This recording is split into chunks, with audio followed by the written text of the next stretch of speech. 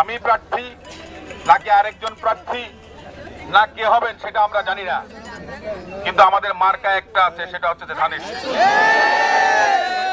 শহীদ রাষ্ট্রপতি জিয়াউর রহমান ৩.৫ বছর দেশ শাসন করেছিলেন।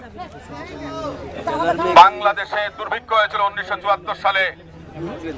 শহীদ জিয়াউর রহমান যে পদক্ষেপ নিয়েছিলেন, বাংলাদেশ খাদ্য শস্য উদ্বৃত্ত রেখে ১ লাখ মেট্রিক টন খাদ্য শস্য বিদেশে রপ্তানি করেছিলেন। রেডিমেড গার্মেন্টস বিদেশে রপ্তানি করেছেন।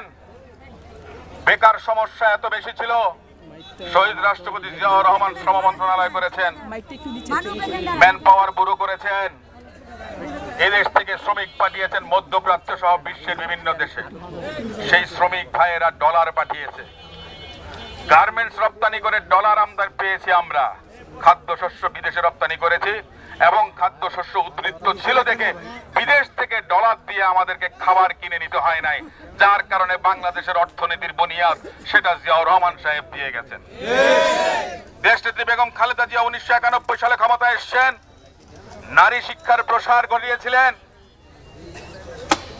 মুক্তিযোদ্ধা মন্ত্রণালয় করেছিলেন, নারী ও শিশু বিষয়ক মন্ত্রণালয় করেছিলেন।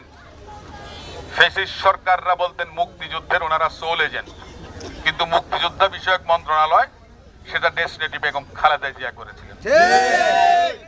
নারীদের কথা বলি, আমরা শিশুদের কথা বলি, সমাজে যারা পিছিয়ে আছে তাদেরকে সামনে আনার জন্য বাংলাদেশ জাতীয়তাবাদী দল তাদের কর্মকাণ্ড সবসময় অব্যাহত রেখেছিল।